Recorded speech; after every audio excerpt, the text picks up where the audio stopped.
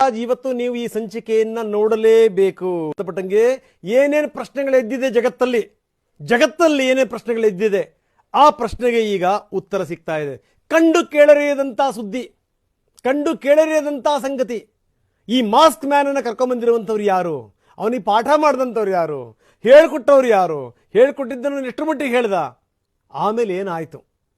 ಬಹುಶಃ ಇದನ್ನು ನೀವು ನೋಡಿದ್ರೆ ಸದನದಲ್ಲಿ ಏನು ಉತ್ತರ ಬರಬಹುದು ಪರಮೇಶ್ವರ್ ಅವ್ರದ್ದು ತುಂಬಾ ಸ್ಪಷ್ಟವಾಗಿ ನಿಮಗೆ ಗೊತ್ತಾಗ್ಬಿಡುತ್ತೆ. ಯಾವುದೇ ಕಾರಣಕ್ಕೂ ಸುದ್ದಿ ಮಿಸ್ ಮಾಡಬೇಡಿ, ತಪ್ಪದೆ ನೋಡಿ.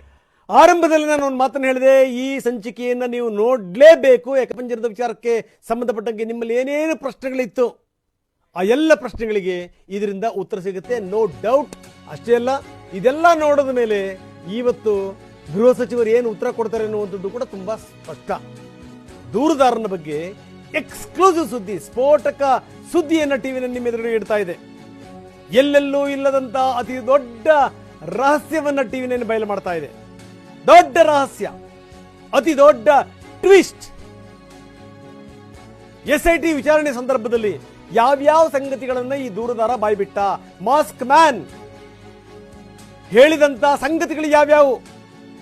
2014 ತನಕ ಅವನು ತಮಿಳುನಾಡಿನಲ್ಲಿದ್ದಂತೆ, 2023 ಗುಂಪು ಬರುತ್ತೆ, ಅವನನ್ನು ಸಂಪರ್ಕ ಮಾಡುತ್ತೆ, ಅವನಿಗೆ ಕನ್ವಿನ್ಸ್ ಮಾಡುತ್ತೆ.